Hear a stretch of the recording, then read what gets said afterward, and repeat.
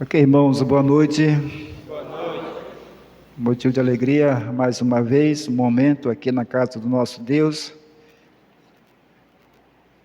Deus nos dá esse privilégio de estar junto dos irmãos para louvar, exaltar o nome dEle, o nome que é merecedor de toda a honra e de toda a glória.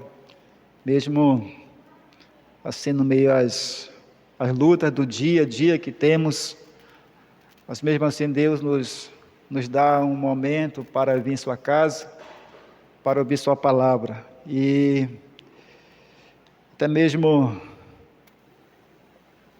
somos sabedores que tem momentos que não dá de a gente vir para a igreja, para a casa de Deus, mas na medida do possível nós devemos nos esforçar para estar junto dos irmãos, e a gente sempre é orientado a relembrar do que está escrito em Hebreus, que em relação à nossa congregação, e a nossa comunhão. Então, para nós é muito importante vir, de ver os irmãos.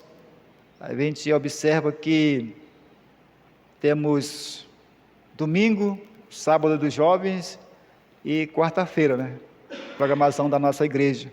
E além também da EBD, e também tem a sociedade masculina e também feminina, que é realizada nas sextas-feiras à noite. Então, esse momento de comunhão também tem nesses dias. Mas é importante você vir para os cultos de doutrina e oração. Meus irmãos, a abrir sua Bíblia no livro de 2 Timóteo, capítulo 3, 2 Timóteo, capítulo 3, versículo 14.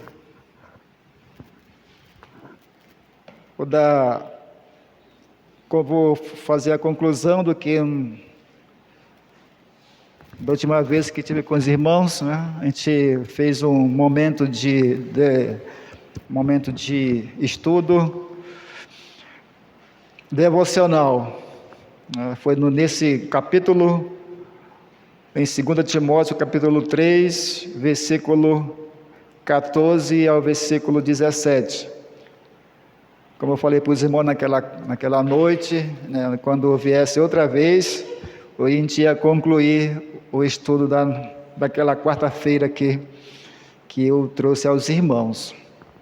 Diz assim, no versículo 14: Tu, porém, permanece naquilo que aprendeste e de quem foste inteirado, sabendo de quem o aprendeste, e que desde a infância sabes as sagradas letras, que podes tornar-te sábio para a salvação pela fé em Cristo Jesus.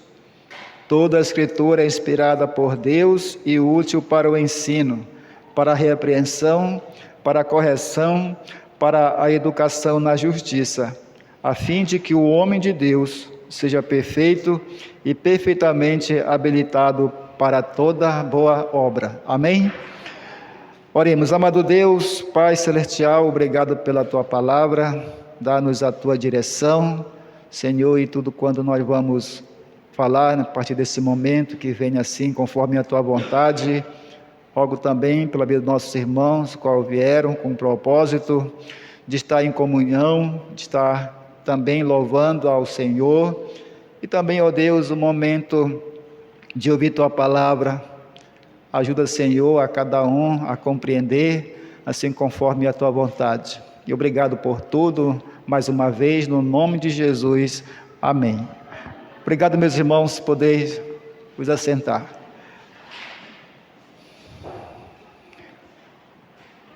Como eu falei naquela quarta-feira que eu tive com os irmãos, a gente comentou em relação aos dias difíceis que nós passamos. Então, a própria palavra nos orienta, aqui o apóstolo Paulo falando ao seu filho na fé, Timóteo, e a gente observa dentro do que é abordado, né, o assunto que o Paulo fala em relação ao seu filho na fé, Timóteo, o momento qual ele estava vivendo.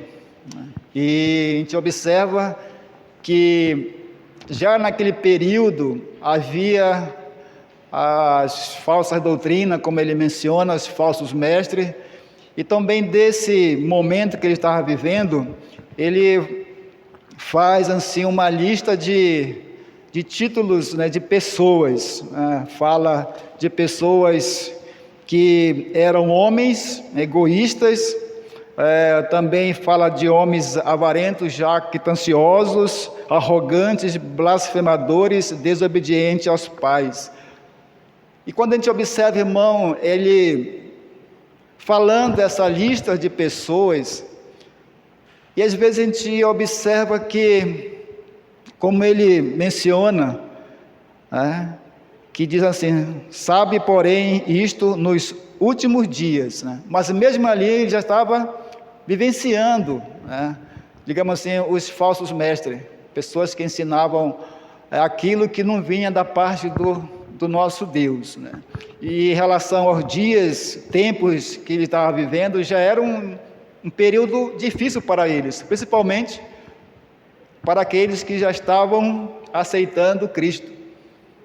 E a gente lembra do tempo que eles viveram ali, o próprio Paulo era um dos perseguidores dos crentes.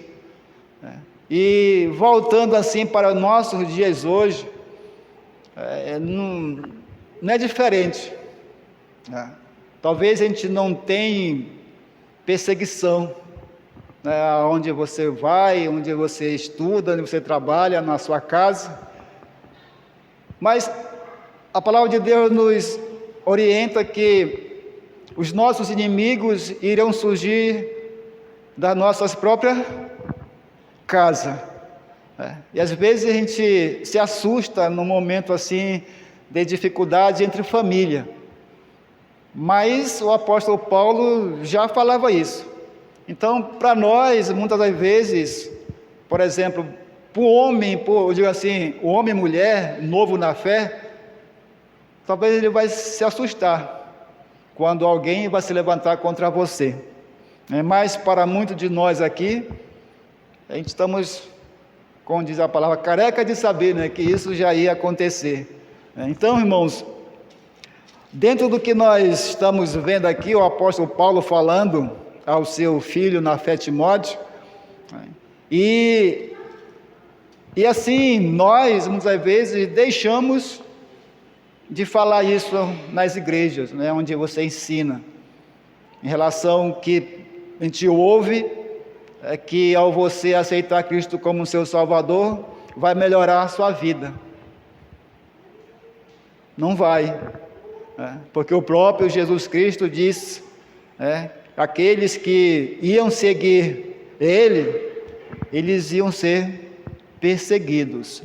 Então, para nós, eu digo assim, deve ser uma alegria para nós, saber, né, que estamos sendo perseguidos e saber que isso traz alegria em relação ao nosso Deus. Então, Paulo aqui faz essa lista de pessoas, aí depois ele fala no versículo 14 e diz, olha, tu porém permanece naquilo que aprendeste e que foste inteirado, sabendo de quem o aprendeste.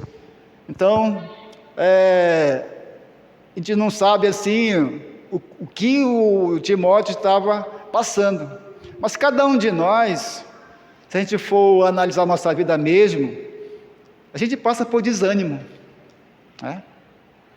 Dá vontade de não vir para a igreja, né? Problema na sua família, aí você diz, não, hoje eu não vou para a igreja.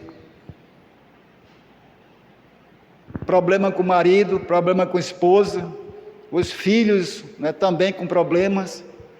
Mas isso, irmão, é algo que nós devemos estar ciente em nosso coração, né? Que momentos da nossa família nós temos que estar cientes que nós devemos, mesmo assim, perseverar no caminho o qual nós, não digamos assim nós mesmos, mas foi o Senhor que nos colocou no seu caminho. O próprio Senhor Jesus disse: eu sou o caminho, a verdade e a vida. Então, dentro do que nós estamos abordando aqui, o apóstolo Paulo falou em relação a esses nomes, né, de título de pessoas, mas a gente convive muitas vezes no meio dessas pessoas. A gente convive. Aí a gente fica pensando que a palavra de Deus diz que é o Senhor que conhece o mais íntimo do coração do homem. E às vezes eu penso também assim que nós que somos líderes, você que é crente, né, mas você não sabe da minha vida o meu coração.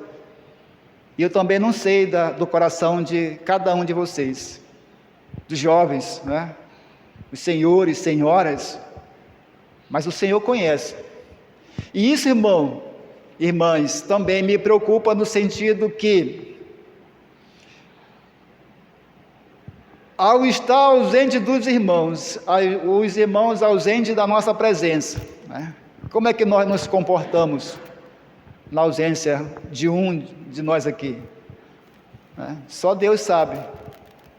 E isso, irmão, traz a nós assim um momento de reflexão no sentido de quê?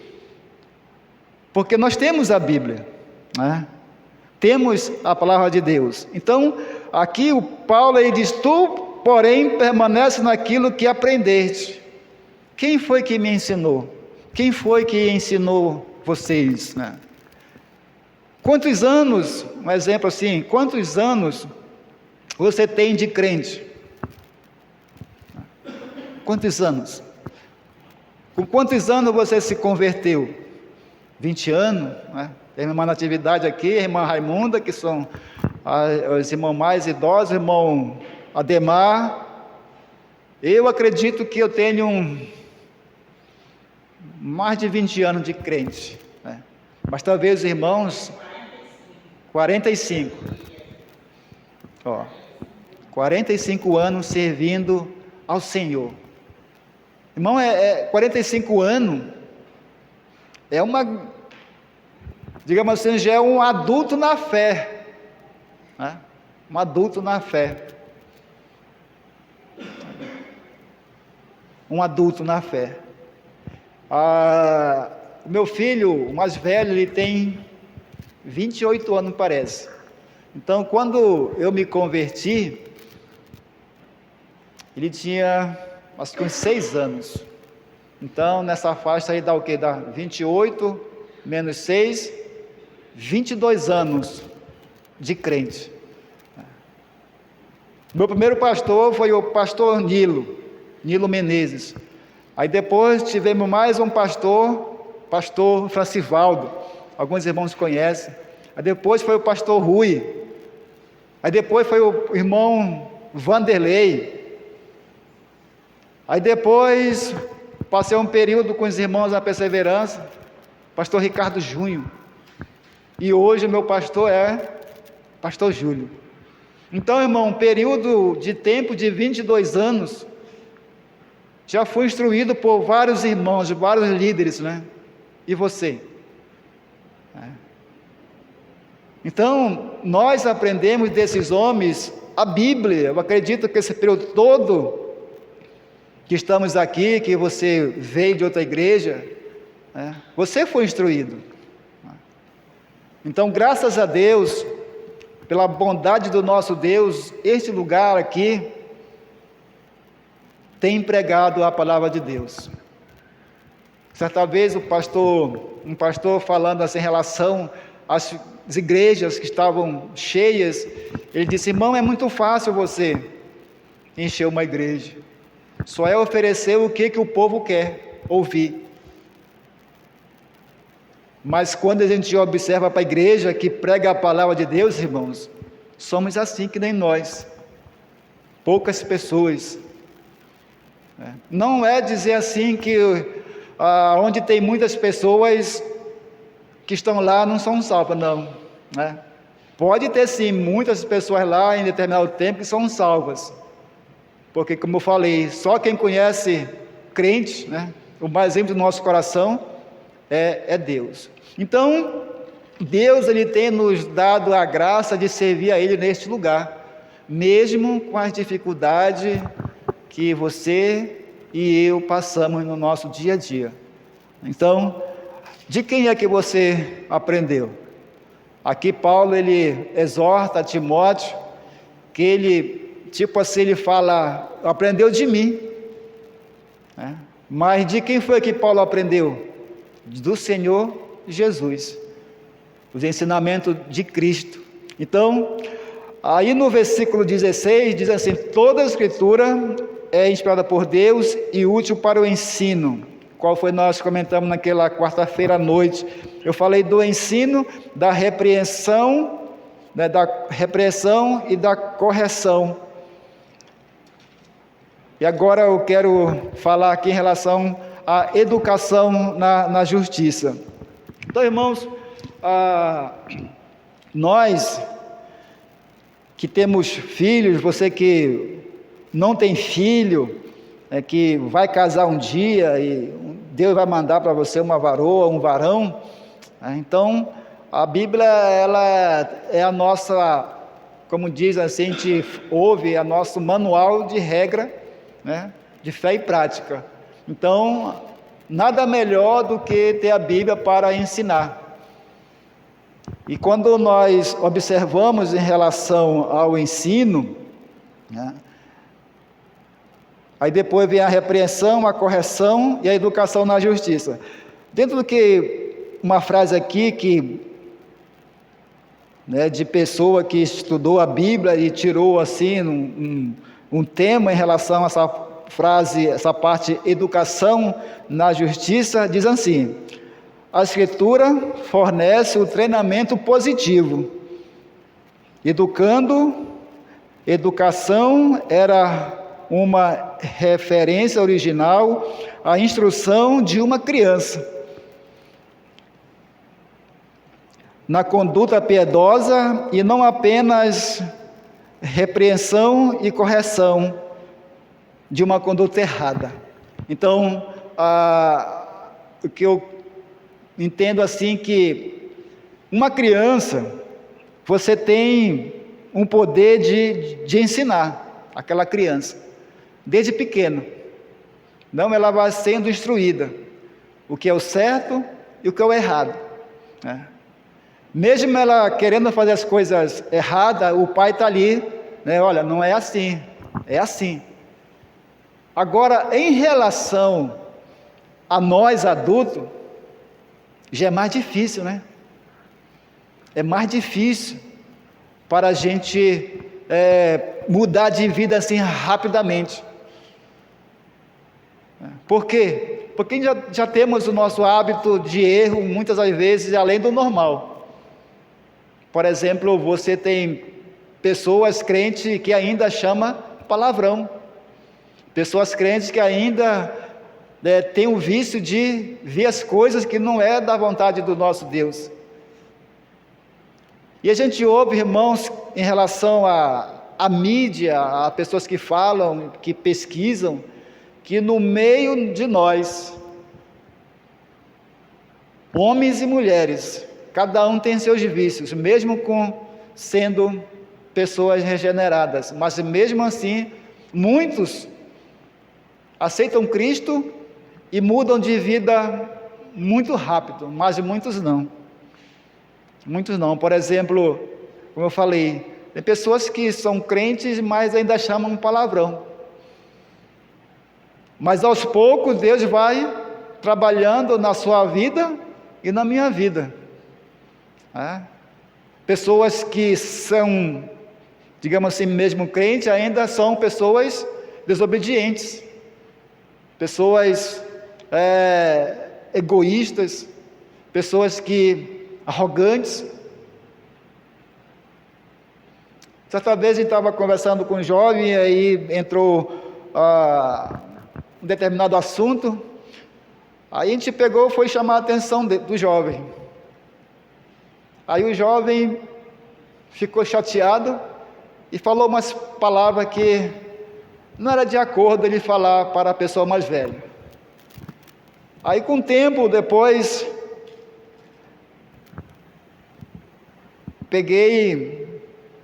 conversei no sentido assim, que às vezes, quando a gente ouve uma determinada resposta, de jovem ou de alguém, você se afasta dessa pessoa.